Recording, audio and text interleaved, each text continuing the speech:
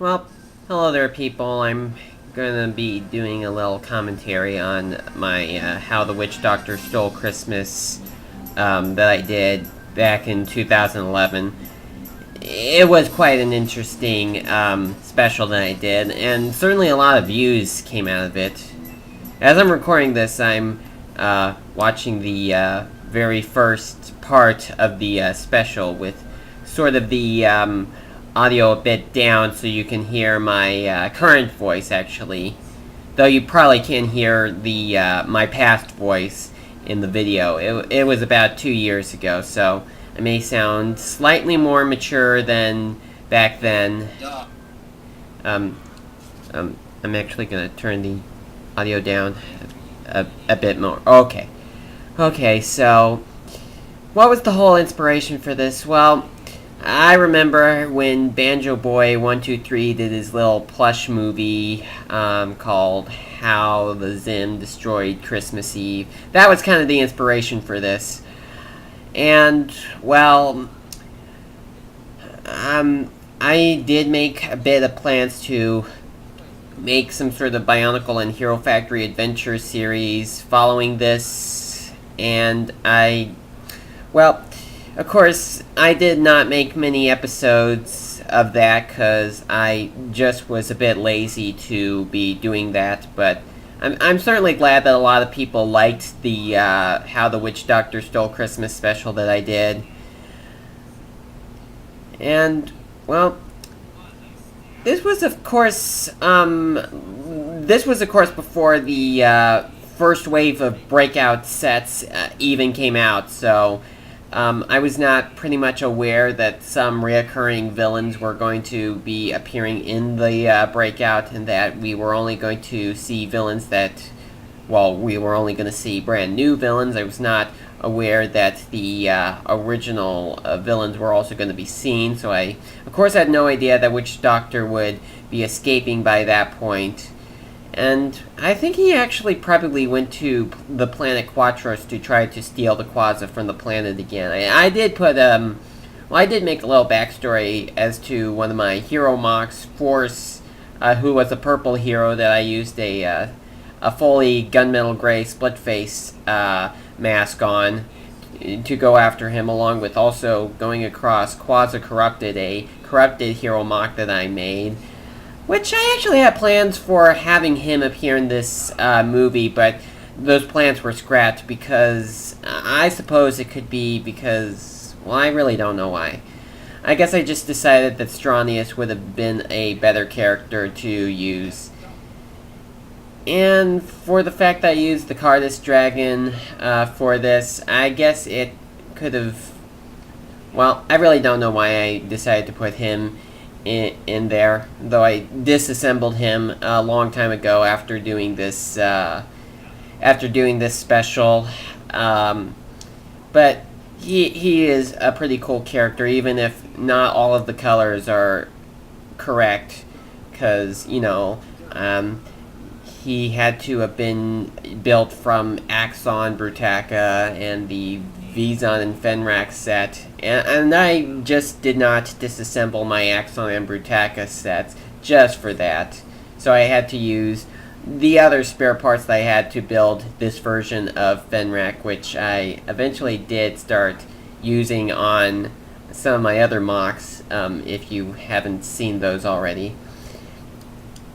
And, of course, by this point in time, someone did comment that it would take probably about 5 Quasar spikes to power up the Fenrax Dragon, because he's so big, though I thought at the point in time that I was making the video that he would only need just one, but I guess that would also explain by the fact that in the Savage Planet movie, how Furno just needed to pull off one of the 2 Quasar spikes on Scopio to free him, and even though there was still one Quasar spike on Scorpio, he still was under his own power again. And the same thing with the Fangs dogs in Savage Planet, how Bulk and Stringer each pulled off only 2 of the 3 spikes, and yet they were still freed.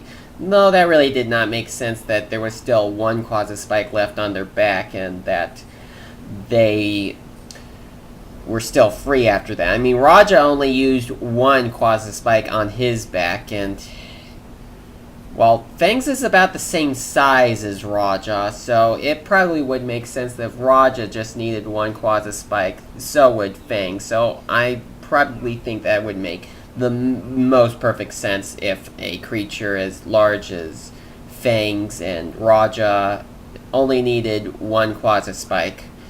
So yeah, by this point in the video, the heroes that were to appear in the first wave of Breakout, yeah, this was before we got any information on the Wave 2 set, so I had no idea that there was going to be a Breakout version of Stormer, so the whole reason why in the video I have the heroes talking about the fact that Stormer was not going to be in the series. This was before any information about the second wave of Breakout was going to be put out.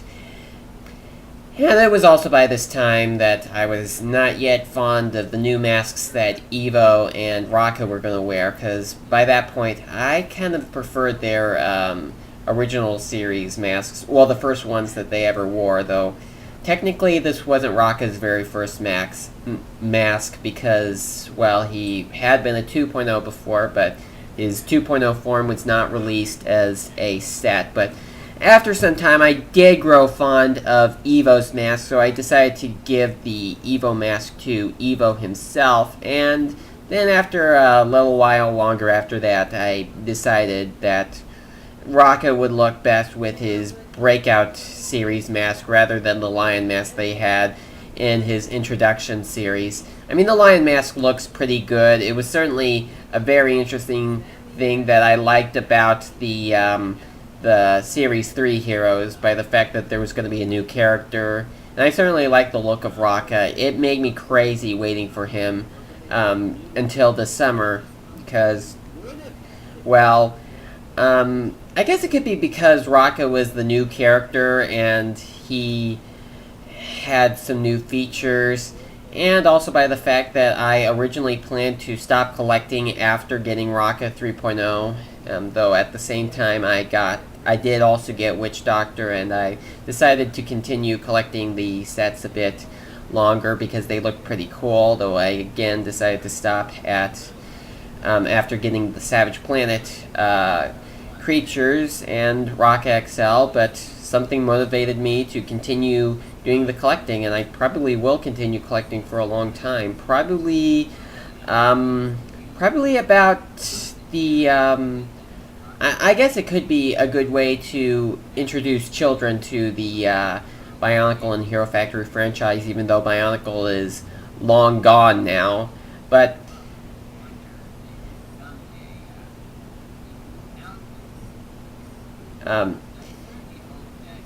yeah, it is quite generic how Inferno and Stormer have been in every single Hero Factory series so far, even if Stormer was not released at the beginning of the year, and Inferno was released by only the beginning of the year, and then Stormer would be released by the second half of the year.